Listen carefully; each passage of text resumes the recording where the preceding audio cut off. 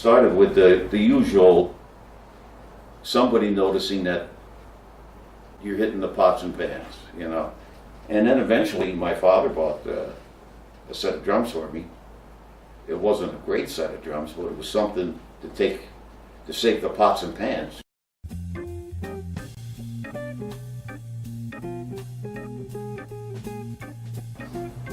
Got a teacher eventually, and we used to take a trip to Philadelphia and go down there and take drum lessons with an old vaudeville drummer that was working at a theater. And he pushed reading music, the rudiments, and all the basics. You didn't walk in and say like, hey man, I want to do this, otherwise he would send you home. And going home was 56 miles away, so it didn't go over very big, especially the one time that I messed up and thought I'd fool my way through not studying the lesson I was supposed to prepare at home for him the next week.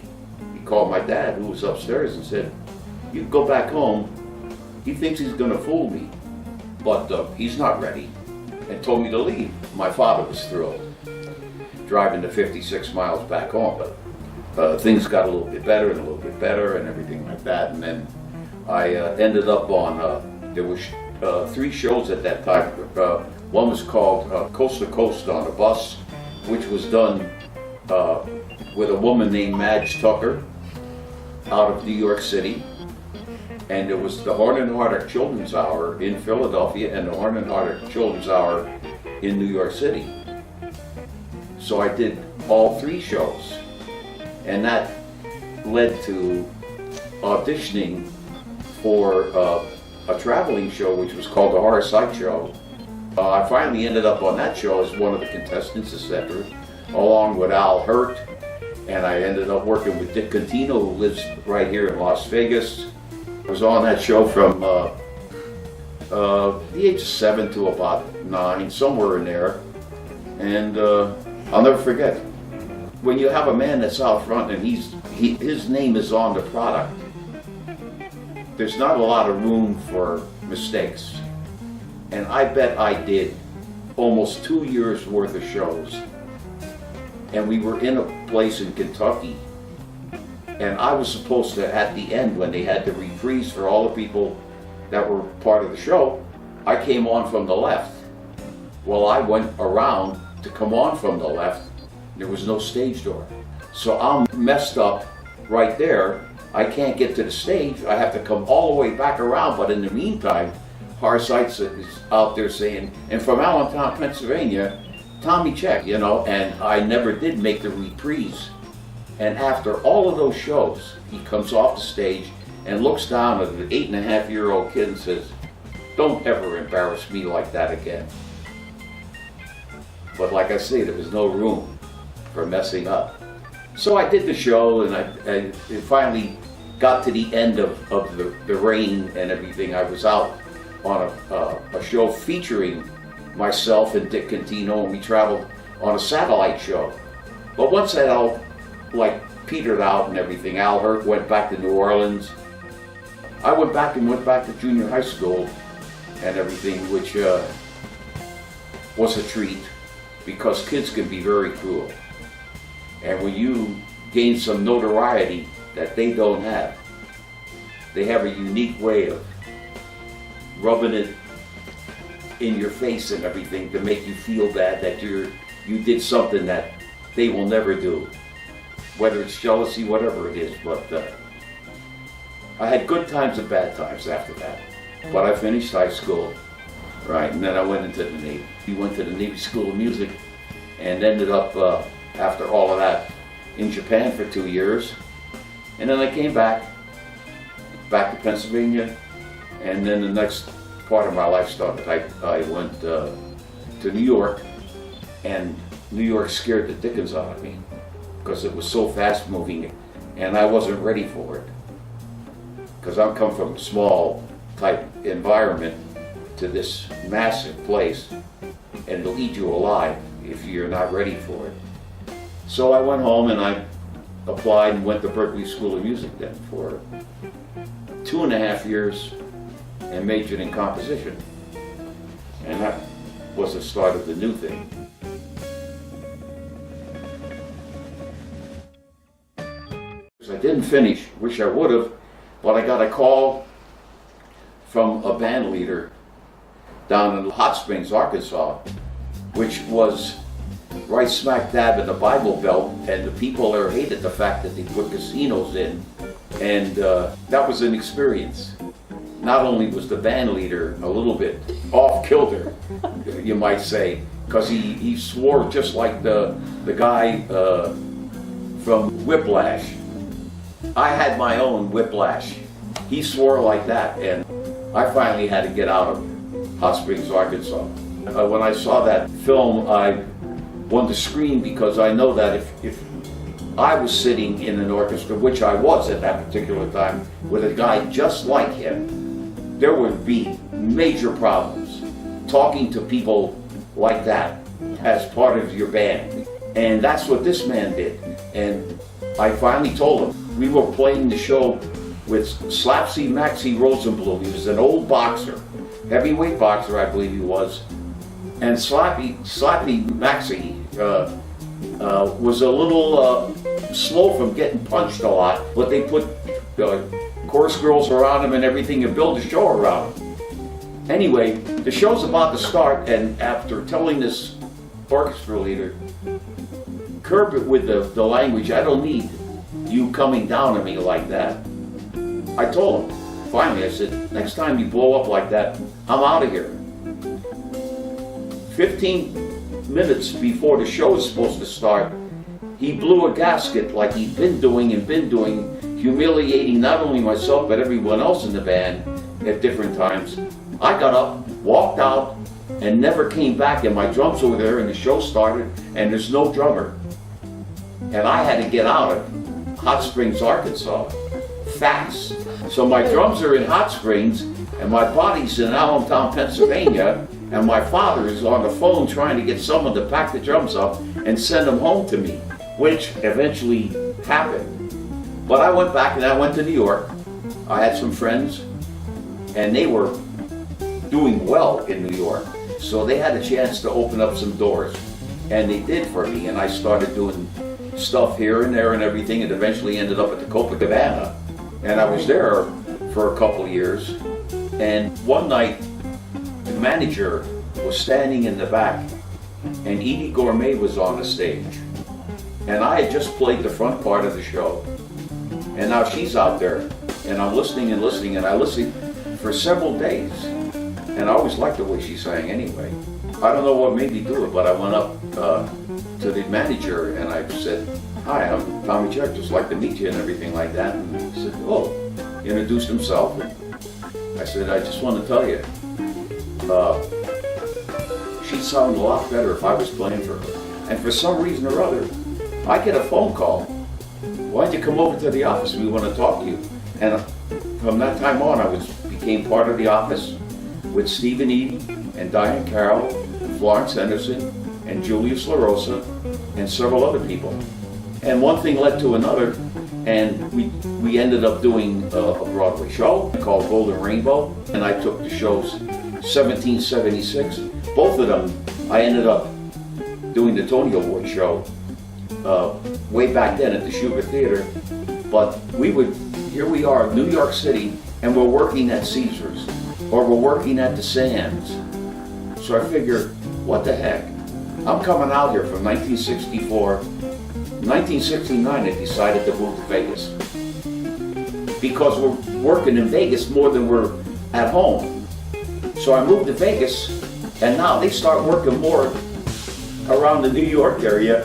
It reversed itself, you know. I ended up at the Hilton Hotel, and between a variety of acts, you get crisscrosses.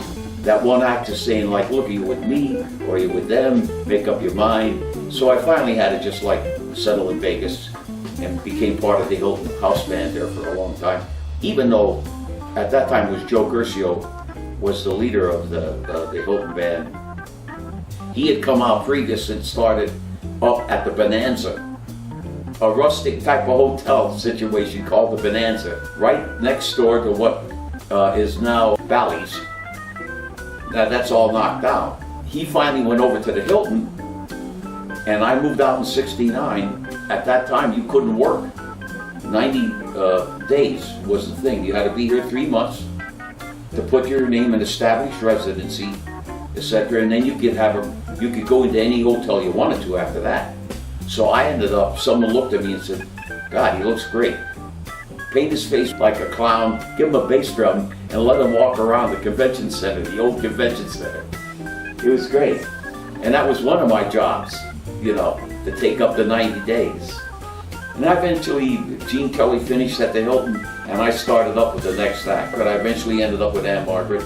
But you had Julia Prowse, when she was alive, came there. Shirley MacLaine came through there. And a variety of people, I mean, it's just innumerous to mention. Perry Como came out of retirement, came there. And of course, Presley. And he became the mainstay at the hotel for years.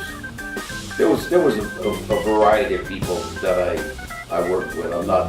I've never been one to like, hey, I worked and shout out 12 names, But I played the best of notes over the years, and I'm happy about that.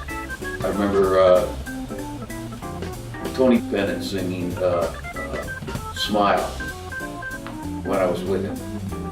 Bring You to Tears. Several medleys that Barbra Streisand sang. I'll be sitting up there playing and crying. I'm too emotional when it comes to stuff like that.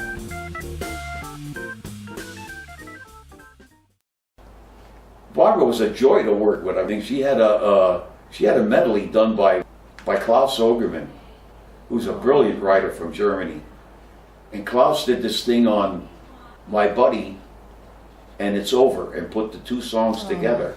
And what she did with that, and she came out of one song into the other from two different keys and everything, and it just blended so beautifully with her quality of singing. Tore me up. I listened to that every night. But she was a real professional of the first order. And of course people say she's this, she's that, she's ridiculous to work with and everything. And what I gathered, she was particular and would get really particular when you weren't doing your job. Because she would do 150%.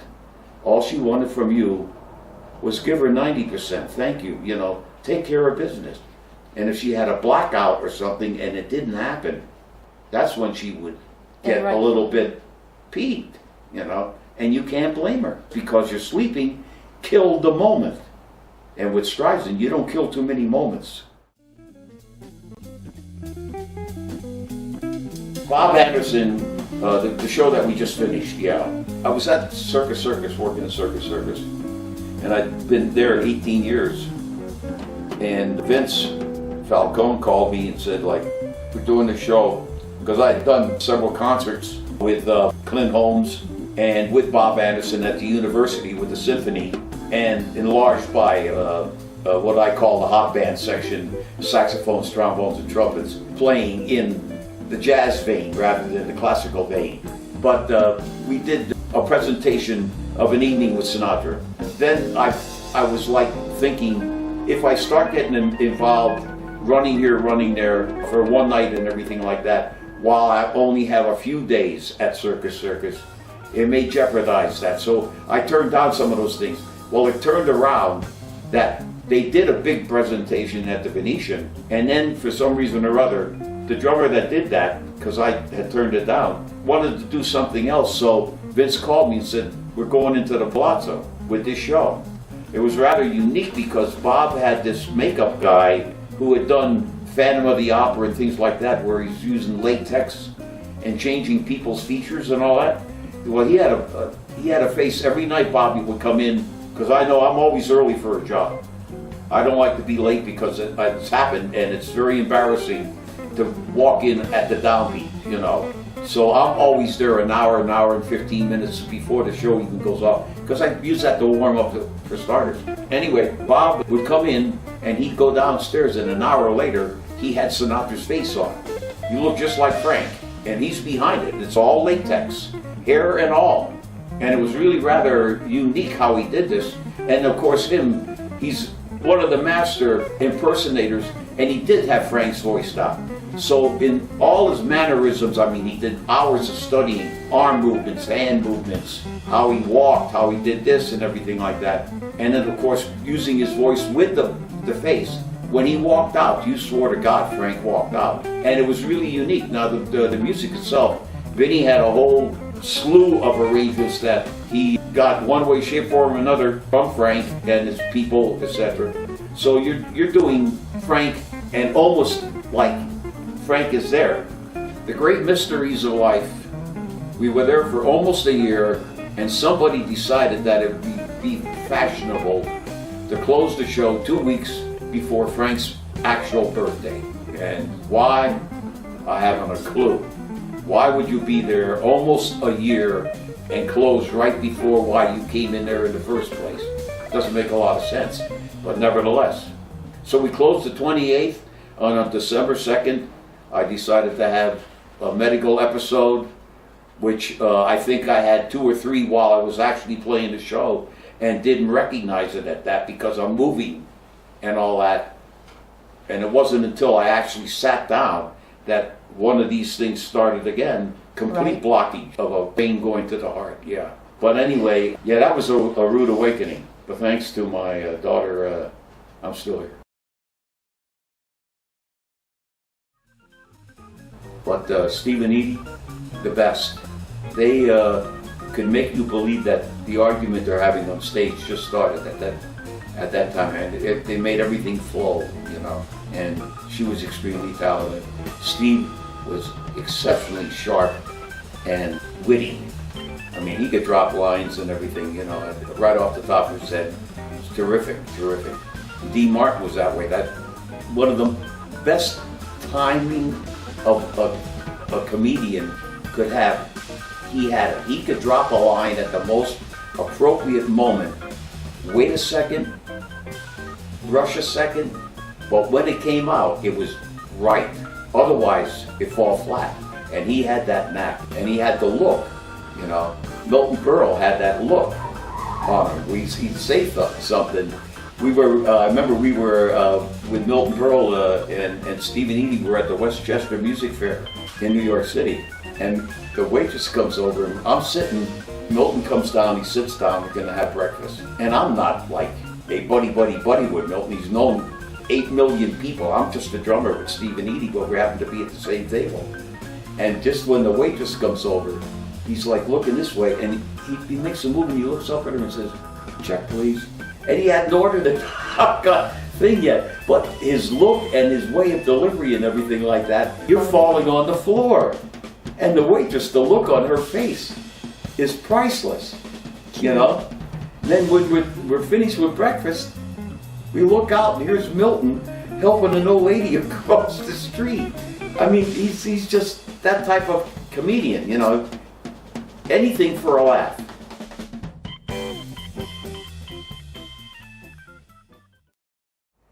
Because of the situation, things were changing at entertainment-wise and everything.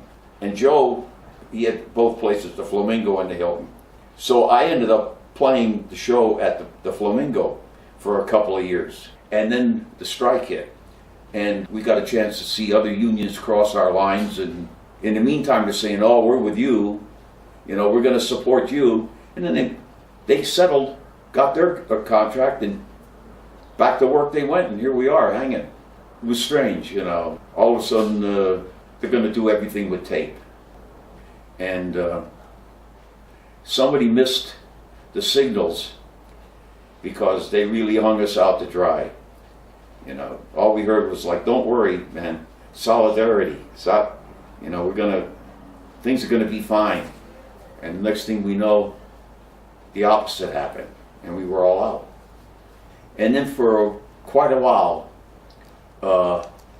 they did try the tape thing and everything, and then I don't know whether, I can't say that the listening public said, "We don't want to hear tape," because I don't think 3/4 of them know tape from Scotch tape, you know. a lot of people just perfectly satisfied with whatever they hear and whatever they're given, you know.